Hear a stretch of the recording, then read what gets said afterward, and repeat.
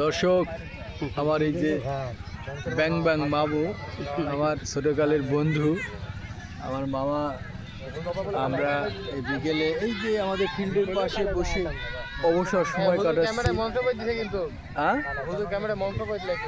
মন্ত্র পড়ে দিয়েছে আবার কবির ভাই বলে আমার ক্যামেরায় নাকি মন্ত্রপাঠ করলো। ক্যামেরায় মন্ত্রপাঠ করলে কি হবে? আমাদের কবির ভাই হচ্ছে তার দাড়ি পেকে সাদা হয়ে গেছে। আমারও দাড়ি পাক ধরেছে। আমার এই যে মামুর কিন্তু দাড়ি এখনো পাকে। হ্যাঁ, আপনি দাড়ি তুলে ফেলেন কেন মামা? দাড়ি তুলছেন, রনি অভিযোগ করেছে আপনি দাড়ি তুলে ফেলেন। মানে একটা কোরআন আয়াত আছে, আয়াতের কিছু মনে আছে। হ্যাঁ, কোনো মানুষ তাদের ধারণা করে কথা বলে, সেই ধারণাটা মিথ্যা হয়। আমি কোনো মিথ্যা চেয়েও আরো ভয়ঙ্কর। হ্যাঁ, ওর মিথ্যার আশ্রয় নিয়েছে।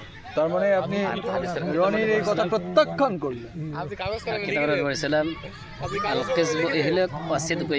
মানে সত্য হলে মুক্তির পথ দেখায়, আর মিথ্যা ধ্বংসের দিকে নিয়ে যায়। মিথ্যা বলার কারণে ও নিজেই লজ্জা পেয়ে দেখেন ধ্বংসের দিকে মুখে।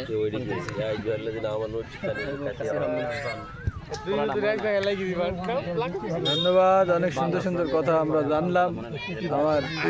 আমার এই মামু দেখুন চেহারাতে নূর চমকাচ্ছে। সবার চেয়ারের